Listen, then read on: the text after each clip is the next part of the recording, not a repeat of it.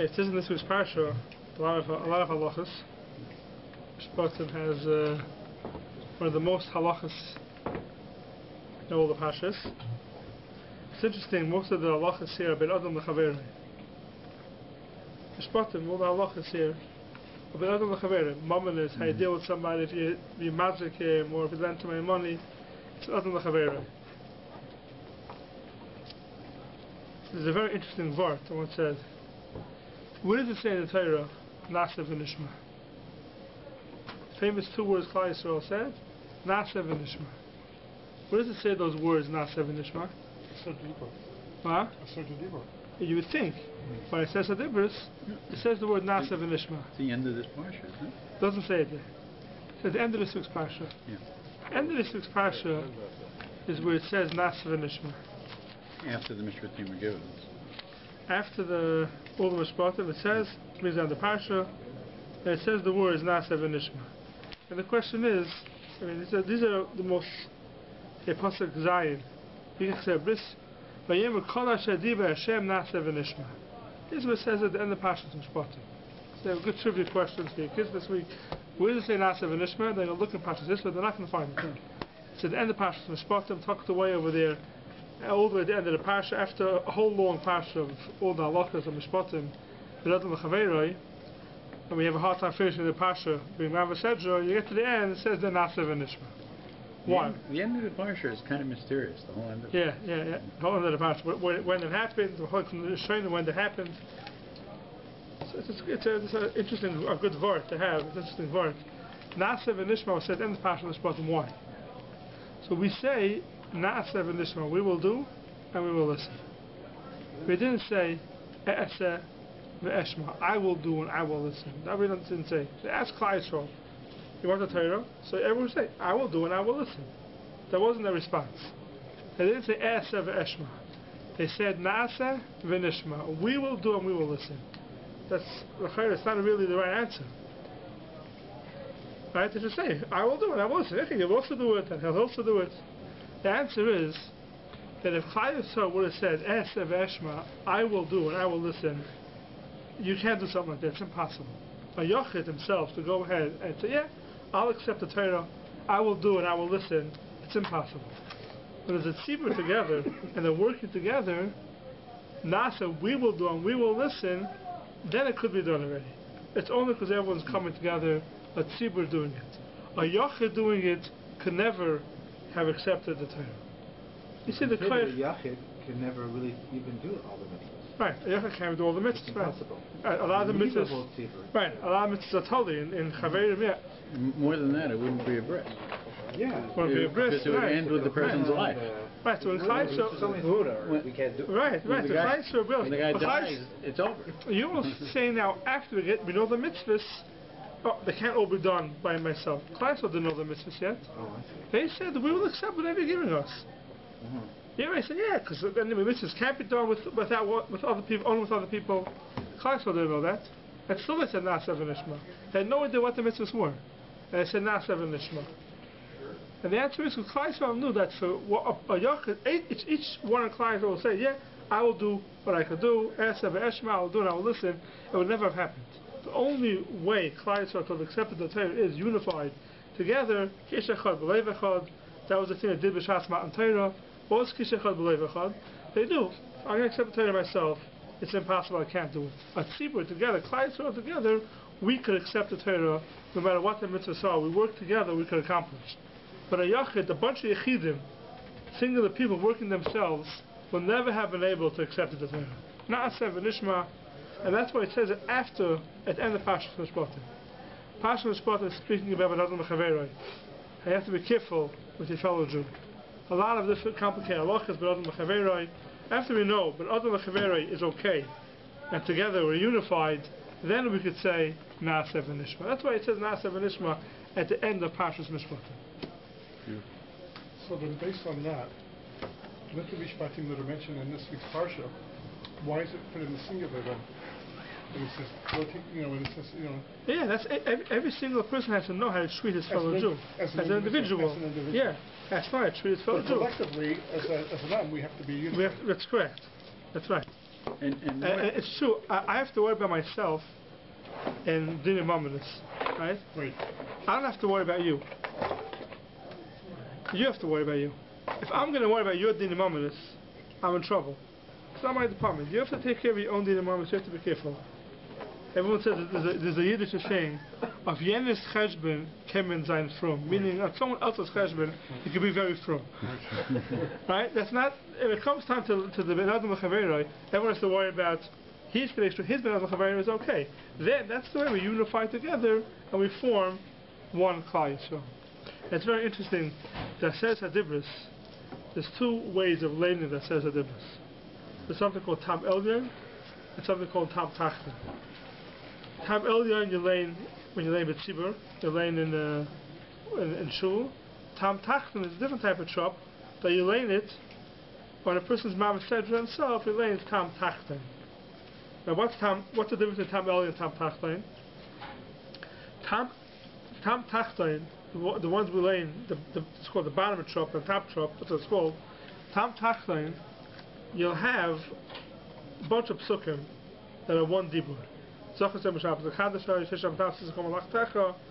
that is like 4 or 5 psukim, it's one dibur. Then you can have one pasuk, it's a bunch of diburs. That's Sitzach, that's Signav, that's Sinaf. These are all a bunch of diburs, and it's all in one pasuk. If you look inside the pasuk, there's a samach in the middle, it's all one pasuk. That's Tam Tachten. Tam Elyon is different. Tam Elyon, the way it works is, every dibur is its own pasuk. If you listen closely to Tam Elyon, in Lein Shul, Zachasem Shabbos HaKadoshai, Sheshem Matava is not a new pasuk, it's a continuation. It's all one continuation till the end of the dibur of Shabbos. Then, like Signoi, one pasuk, it's a safe pasuk. Like Sir Tzach, it says, that's the halacha is, when you learn B'tzibur, you say like Sir Tzach, and Tam Tachten is like Sir Tzach. Because it depends if it's the beginning of a pasuk or it's after a smachta. That's the difference. So that's why if you look in the Chumash, it says like Sir Tzach, and the Kurd says like Sir Tzach, don't correct him. Because he's laying Tam Elyon. And why? Because it's a separate pasuk. Each dibur is its own pasuk. Like Sir Tzach, like Sinaf, is all its own pasuk. A Yachid, when he's laying that says a dibris, you're giving him the message that every dibur is not clear what's a dibur, what's not. You have 5 psukim is one dibur. You have one pasuk, there could be 5 diburs. By tzibur, when we learn it, everything becomes clear. Every dibur is its own pasuk. And the message is that a tzibur that learns together, it becomes clear. Everything is clear. When you have a yachid, everyone's by himself, then things aren't so clear. That's the importance of a tzibur. And that's why Na'aseh v'nishma is said at the end. At the end of PARSHA Mishpatim, it says Na'aseh v'nishma after we go through Ben Adam L'Chaveroi. That's a word I want to share in the PARSHA. But getting to today's topic, is the topic of Achrei Rabbim L'Hatois. Also has to do with the tzibur. Achrei Rabbim L'Hatois is halacha. You have to go basar roiv. And the real halacha is, you have a Sanhedrin, you have 23 people in Sanhedrin, or 70... thank you.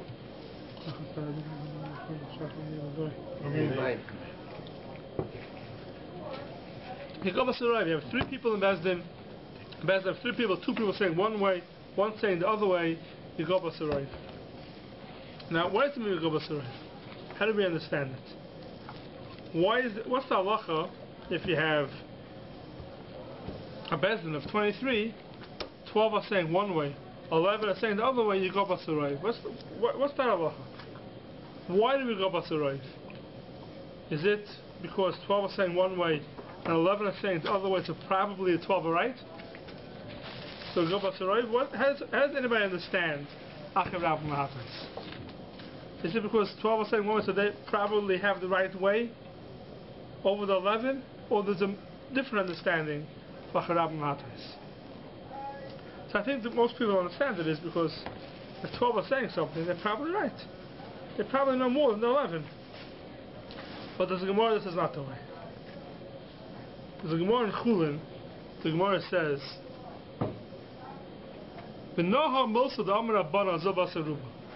how do we know this thing that the Rabbanan say, the Zil Basaruba, you go after the Roiv?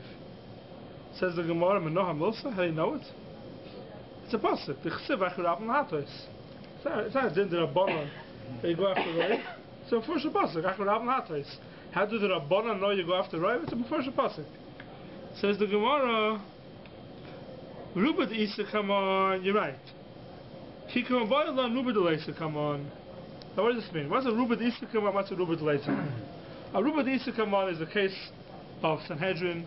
You have 23 people, 12 are saying one way, 11 are saying the other way, you go Basa Roiv. That's Ruba the Isa, come on. I have 23 people in front of me, 12 are saying one way, 11 are saying another way. Ruba the Isa, come on. The case of the Gemara is Katan Uktana. And the Gemara goes through a whole bunch of other cases. A Katan Uktana, the case is by Yibum, that the only allowed when someone's brother's wife, when someone's brother dies, so din Yibum, his wife falls to him the Yibum, he has to marry her. Now, the only reason why they're allowed to get married, you're not allowed to marry your brother's sister. It's an error. One of their rights is your brother's sister. Why are you allowed to marry? Only because of mitzvah Yibum. Now, if they haven't had a child. They haven't had a child. Yeah, they haven't had a child. Yeah, they haven't had children. They have children. If a brother dies and they have children, you're not allowed to marry his wife. It's us, it's an error. It's a rayas. But if he has no children, it's a mitzvah to marry her. You have to marry her. Now, let's say the person is a cotton, and we don't know yet if he can have kids or not. You're only allowed to marry her to have kids. Now, if you can't have kids, the person cannot have any kids. He's not allowed to marry his brother's wife. It's awesome. It's awesome to marry your brother's wife because you can't have kids anyway. The only reason why you're allowed to marry is to have kids. If you can't have kids, you're not allowed to marry her. So a cotton is allowed to be miyavim, his brother's wife. But we don't know if he's going to be able to have kids or not. You don't know that anybody can have kids. Right. Yeah, so they have kids, yeah. So they say by cotton, you know if they have signs of being, idleness. So the Gemara says you're allowed to marry anyway because Roiv people could have kids. We go after the Roiv. A bunch of cases the Gemara brings.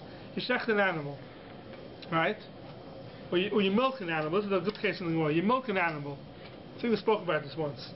You take milk from an animal. Now you don't know if the animal is kosher or not. It could be the animal is treif.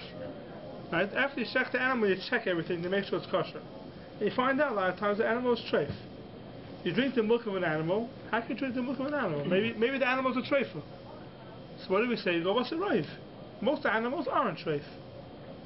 Right? It says in the Gemara, if someone hits his father, it's chayav misa. This is PARSHA also. How do you know it's his father? Maybe his mother was mizana, maybe it's not his father. You go, what's a roiv? Right? He's laughing. It's a Gemara. You go, what's a roiv? You have to go, what's a roiv? All these things, right? You kill somebody. If someone hits his father, he gets killed. Right? Why? How do you know for sure it's his father? Because you go, what's a roiv? These are things that go by surrender. This roiv that we're saying, for example, the animal is kosher, roiv is kosher. Is that that's called a ruba de leisa kamon. A ruba de leisa kamon means I can't take care and take 1,000 animals. Right? Yeah, I know 1,000 animals. I know 900 are kosher, 100 may be treif. You go by roiv. You don't have that. Let's say every single animal in the whole world died. There's one cow left, right, in the whole world. And I want to take milk from that cow. I'm allowed to. Why? Because go bust roiv animals are kosher. There's no other animals in the world besides this one. That's called the ruba de leisa kamon. A roiv that I'm not saying this comes from these animals, and I know roiv of these animals are kosher. A ruba de leisa kamon, the way they say it is probabilities. It's called the statistics. Ruba de leisa kamon is statistics. So when we drink milk, right, it's a mixture of many cows' milk together. That's how the milk comes to the store. Fine, okay. Right? So we assume that the vast majority of those cows are kosher. Man, but it doesn't have to be a vast. But it doesn't have to be majority. But it doesn't have to be the majority of cows that are in the world today. If let's say today it happens to be the roiv, you take all the animals in the world, and roiv of the animals are not kosher, are treif. There's still a roiv that says roiv animals are kosher. It's not a cheskes tahara. No, it's not a cheskes tahara. Where is that roiv? A cheskes tahara is after we establish the roiv. Is a cheskes tahara. Cheskes kashrus. Yeah, we have to first establish the roiv. Can you explain that last part you just said again? But You said that if if you actually did a statistical analysis on actual animals in the world, and you found out that most of them were not kosher. If you have now, you have, let's say, there's only 3 animals left in the world, right? Okay. Okay, but the truth is there could be different. I know it's come from one of these animals. I know the milk has come from one of these animals, and roiva them a treif. Yes, the truth is there. I'm not sure. You're right. They roiva them a treif. I know I got one of them, so it could be to have it in treif. Yeah. But that's not the ruba deleisa come on. That's the ruba deleisa. The reason why today when we take milk from an animal, we say it's kosher, is not because I know roiva the animals in the world today are kosher. That's the reason why. What makes an animal treif? It has a hole in the lung, let's say. That would make it not make it glad. It's not No, treif. No, hole in the A hole in the lung is a hole in the lung. Galat is something else. Galat is if you have a circa. Circa means when there's a hole in the lung, stuff comes out of the lung and attaches to the wall to the wall of the animal. To the plural? Okay. To the plural of the animal. So a circa is when it's a circa. The type of circa means attached. So when the lung is attached, we don't know if it's because there was a hole and therefore it got attached to the side of the something came out of the lungs and attached it to the pleura, or if there was no hole and happens to be something happened to seep through the wall and it attached to the pleura. So a circa means when you stick your hand in after a shechta, they check around the lung to see if there's any attached. So it depends how thick the attachment is. If it's a thick attachment, then it usually comes from a hole. If it's a very thin attachment, so that's where glat comes from. Glat officially means when you stick your hand in and you put your hand around the lung, there's no attachment at all to the pleura. That's what glat means. Today, I've heard of a bunch of sheikhim. It's impossible to find an animal like that. So what does glat mean? Glat means that there's very little, very minute things that's kosher even according to the Beis Yosef. That's what glat means. But that glat only means that it's no circus, or less circus. But a treif is when it has a hole. We know it has a hole. That's when it becomes a treif. So that's called the ruba de leisa come on. It's statistics. So now when I have a bezdin in front of us, and I say 12 are saying one way, 11 saying the other way. The reason why we go after the 12 is not because statistics say the roiv is usually right. That's not the reason why. That's a ruba de leisa come on. The Gemara has a whole kasha. We know that you go after statistics and ruba de leisa come on. How do you know that most people could have children? Because you went around the world today and you see that most people in the world today can have children? That's not the reason why. Perhaps he's the only person in the world today. Still, it's a ruba de leisa come on. It's statistics. Most people have children. That is a ruba de leisa come on.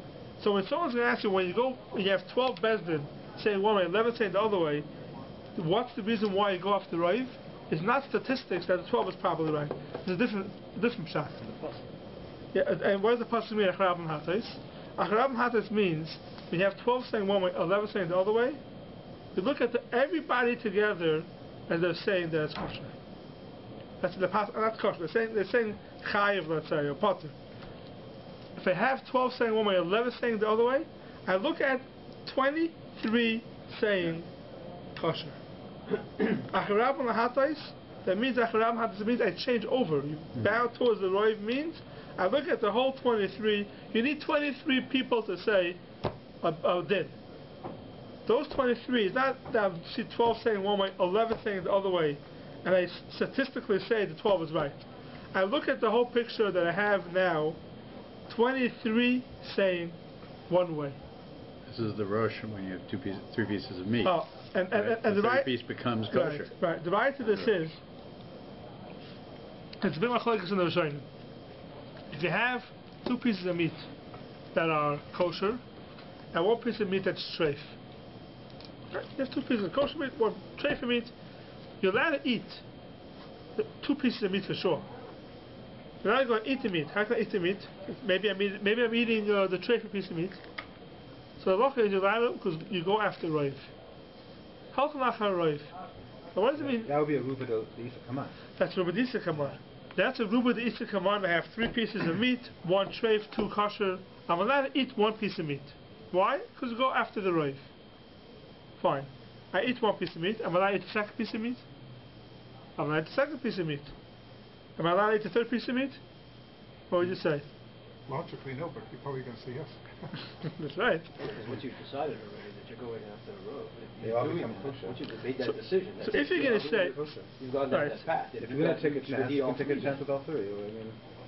but I'm taking. So the reason why I'm allowed to eat the first one, I'm allowed to take a chance. No, it's because you've decided all three of them are kosher. Because all three of them are kosher. Yeah. So what does that mean? I decide all three of them are kosher. How do I make the tray for me kosher? By the majority. By the majority. So what does that mean? So if you're going to say, two out of the three. so the Rishonim say, where do we know this from? From Achrei Rabbim Lahatas. Achrei Rabbim Lahatas. Now, if you're going to tell me that Bezin of 12 and 11, the reason why I go after the 12 is because statistically they're right. Right? So that if I have 3 pieces of meat and there's one treif in there, I can't eat all 3 saying statistically I'm eating the kosher one. Because when I finish 2 of them, there's one left and I eat the 3rd one, statistically says, not just statistically, 100% says I ate treif. Exactly. Right? It's 100% that I ate treif. And still you're allowed to eat them. And still, after halacha, you're allowed to eat all 3 pieces of meat. So it can't be that the reason why when you have a bezin of 12 and 11, that the reason why you go after the 12 is because they're probably right statistically. It's not the reason why. It's a strange thing that they wouldn't err on the side of caution to say, you got one piece of treif meat there, don't eat any of them. Right. Because you could be, you know... It's interesting because I'm sure there's a day that goes the other way. Without the pasuk, we wouldn't be able to do that. Without the pasuk of Acharab Exactly. you would have here a suffix deraisa. You think the other way, say, don't take a chance. Of course, even when you have 3. Don't eat any of them. Even if you have 3, when you have 3, 2 kosher and 1 non-kosher, right? If you wouldn't have the pasuk of Acharab and Lahatos, you won't be able to eat even one of them. that's right. Even one you can't eat. Who says take a chance? It's a suffix. It's a suffix deraisa l'chumrah. I have a suffix if I'm eating treifus. Tavach is, we know, suffix deraisa l'chumrah. So how can you go ahead and eat even one piece of meat? That's the chiddush of Acharab and Lahatos. It's interesting because Suffix the right of l'chumrah. Right. It's interesting because That's some of very the heavy. Right. That doesn't happen very often. That's what it does. That's what Rav is. Right. some people say that you should eat them in separate meals or with 2 people, things like that. But the Rosh actually says it becomes kosher. No, at the so end. 1 second. No, the machlekes in the Rishonim only if one person is allowed to take all 3 of them and eat them at one time. Right. At one time. That's the machlekes the Rosh and the Rashba. Everyone agrees that one person is allowed to eat them one after the next.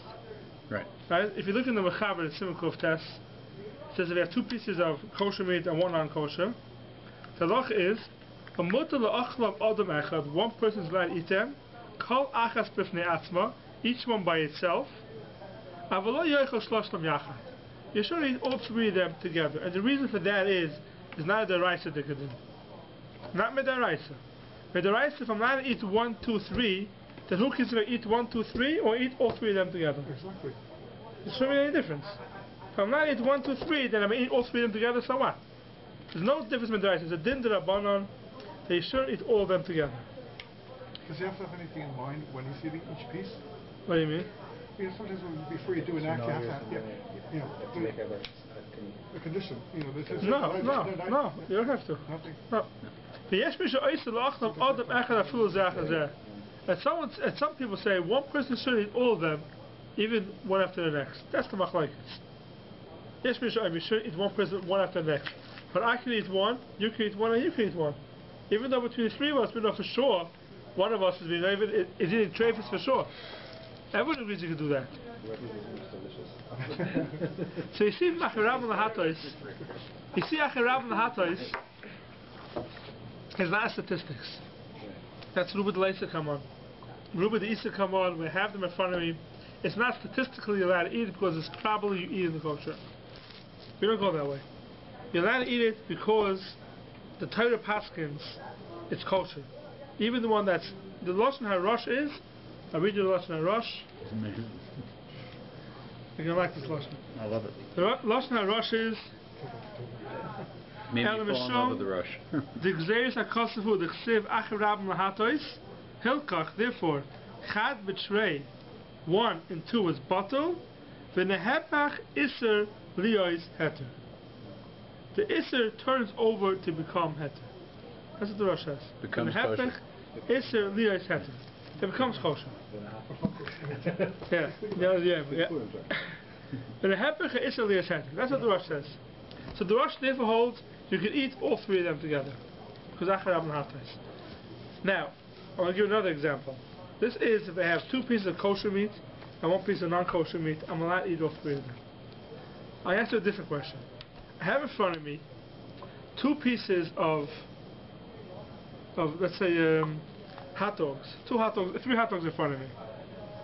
Two of them are fleischiks and one of them is soy. I don't know which, I can't tell which is which. They all look the same to me. Now I go ahead and I eat one of them. I eat two of them. I eat three of them, let's say. Should I go ahead? The opposite case. The opposite case. Two of them are soy, and one of them is fleishik. Milchiks after that. And now I want to eat milchiks. Am I allowed to eat milchiks afterwards?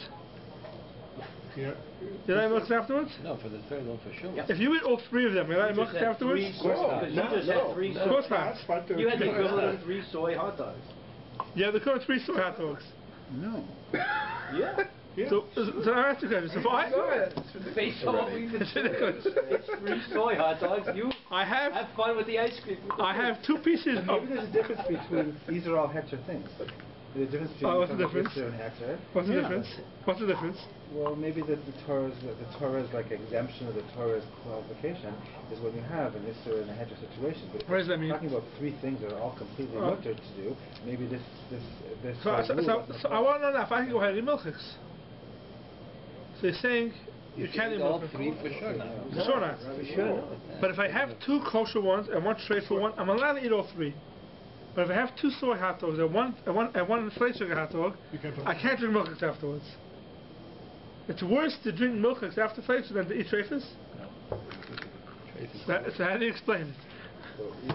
How do we explain that? The answer is, like you were saying, the answer is, Achiv Rabban Lahatos is halacha, it's a psak. It's halacha. If I have here 2 kosher hot dogs and 1 treif in one, now I want to eat one, the halacha says you're allowed to eat it. Why are you allowed to eat one? It's a psak, these 3 are kosher. That's a psak, not statistics. We're not going with statistics. It's a psak that you're allowed to eat all 3 of them. It's halacha, Achiv Rabban Lahatos. But when I have 2 soy hot dogs and 1 fleishik hot dog, there's no halacha Achiv Rabban Lahatos. What's halacha? Go eat them all. Eat all 3 of them. Go ahead and eat them. There's no halacha that Achiv Rabban Lahatos. Right? There's no halacha. Now I'm going to eat 1. Yeah, I want to know if I can eat question. milchiks afterwards. That's a better question. Statistics would say Yes. that I had 1 soy one, right? Yeah. 2 to 1. Yeah. The halacha is out roiv, you cannot drink milk afterwards. Right. Even if you eat only 1, you wouldn't be able to drink milk afterwards. It's a seven. Because it's suffix. Maybe a suffix that I on the cooler, Yeah. you could go ahead and drink milk afterwards. After that you could. Yeah. But as roiv, say I go after roiv and I probably ate the soy hot dog, you won't say now you can drink milk afterwards. Why not? Because there's no roiv over here. There's no halacha of roiv. But statistics say I probably ate the soy one. There's no such thing as statistics over here. It's a suffix. It's a regular suffix. If I have here 1 hot dog in front of me that's fleischiks and 1 soy, and I eat 1 of the 2, then you understand that you can't drink milk afterwards because there's no roiv. 50-50. The same thing when we have 2 soy hot dogs and 1 fleishik hot dog, and I want to go drink milk afterwards, there's no din roiv over here. Statistics? We don't go with statistics. Even if you had 1 fleishik hot dog mixed in 100 hot dogs. Yeah. It would stay, it would, right, it would stay a suffix. It would always stay a suffix if I ate. But statistics say I probably took the soy hot dog. Who says you can go by Are after the 2 statistics? hot dogs considered mean b'mina? No. Nobody but Where's the buckle? They're not, they do look like they're similar, but they're not mean b'mina. So that's the question, what min b'minoi is. Completely different dishes. You're eating. The question was how you look at min b'minoi. Does it taste the same, has to look the same? The question how you look at min b'minoi. Definitely doesn't taste the same, look the same. Yeah. So but Batal wouldn't come up. Let's say that example. You have Batal 1 in 100 places. there's no it's not Batal B'Shishim. Yeah. Because it's Yavish B'Yavish. Right. Dry things, yeah, they're not Batal B'Shishim. It mixed. Cooking, if you're boiling up 100 hot dogs, and you go, Yeah, if you're whoa, boiling up and then you realize, hey, you pull it out, the other hot dogs you can eat milk out. If you know which is the fried sugar one, and you pull it out. you know, How about you the threw pan? up. You threw If 100 you in a throw pot. 100 in a pot and you cook it up, there's no bottle of shishim on Yavish B'Yavish. The 100 hot dogs, if I know which is, if there's one there that's a fried sugar hot dog, Yeah, you pull it out, great, for sure. Yeah. if you pulled it out, then it's not a bottle of shishim. The time is bottle of shishim. So even if you cut them all up into pieces and put them in and you're cooking it up. It doesn't make a difference. It's not bottle. Yavish B'Yavish is not bottle. If you know which is the You'll issue, find the answer. and or if there's no din bittel, if it's half the answer, there's no din bittel. A soy hot dog with a French cup, there's no din bittel, so it'll never become bottle. So you don't have a heter bittel over here. What I'm trying to prove to you is that the din of Holchem Achar Rav Acharab and Hatais has nothing to do with statistics. It's a din Torah Acharab and Hatais that the miut is bottle to the Rav. That's the way it works. We have 23 people saying kosher. And the only way we know the whole din of Yavish B'Yavish, that two kosher hot dogs, the one treif and the one, that I'm allowed to eat all three of them, is only from this pasuk Acharab and Hatais. If it's statistics, then it wouldn't work. So that means the Beit Din's decision is always unanimous, in a sense. That's what come out according to this, correct. So a dissenting opinion is not part of the Beit Din, it's a separate document? No? Let's say, in this case you've described, right? So the majority take a position, so the Beit Din takes the position. Right? Right. But the other 11, in the discussions in the Beit Din, clearly had a different opinion during the discussions. So I'll show you. Do they have an opportunity No. to dissent at some future date on their own, write a document that No, this is how I'll show you a different situation? halacha. I'll show you a different, a very interesting halacha. With this, the Rosh says, not just a bezdin. There's a halach nachar roiv. We have time left, or we ran out of time. 5 minutes. 5 minutes. Okay, give me one more minute. Sha'alta, if shnayim ashloishim mehabedim shabir yechayim l'hoyte atzam and atzkama. This is the Acharab and Hatas is a bezdin. Now, how about if I have a city decide to do something? Everyone, a tzibur decide to do something. Two people disagree with the decision. So they want to do their own. They want to do their own. Could they do their own or not? Could they do their own or not? So the Rosh says, if the Kihil does have scum of a certain thing, da kel esek shal rabbim omra Torah acharabim hatas. If it has anything to do with, you want to do your own private thing is one thing, but if something to do with the city laws, let's say, whatever they are, city taxes, and the tzibur gets together and decide they want to pay a certain amount of taxes for the government, and two people don't want to join it, could they take themselves out of it? They're not part of it? The halacha is no. They want to pay more taxes. Of course. They're not allowed to. That's right.